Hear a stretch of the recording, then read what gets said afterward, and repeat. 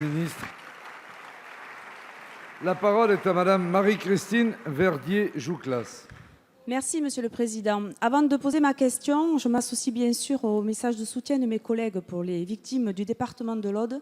Mais je tenais avec mes collègues du Tarn à rendre hommage à la policière qui a été tuée dans le cadre de ses fonctions lundi matin à Albi, dans le Tarn.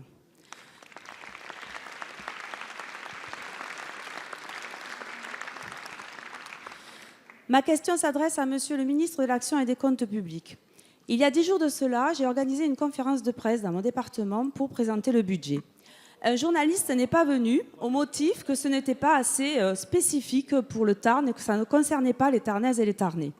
Et pourtant, quand je vous parle d'exonération de charges sociales pour les actifs, d'exonération de la taxe d'habitation, de la prime de conversion pour le changement de véhicule, de médecins salariés face aux déserts médicaux, de la santé des retraités avec le reste à charge zéro pour les lunettes et prothèses, et de l'aide pour la complémentaire santé, de l'augmentation de l'AH, du minimum vieillesse et de la prime d'activité, de la fiscalité agricole, de l'exonération de charges des heures supplémentaires, et j'en passe, on parle bien du quotidien des Tarnaises et des Tarnais, des Françaises et des Français sur tout le territoire.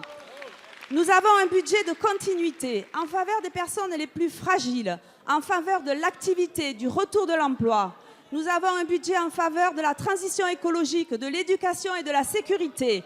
Nous avons un budget sincère, respectant enfin nos contraintes en matière de déficit et de dépenses publiques. Et nous avons un budget proposant 6 milliards d'impôts de moins pour les ménages.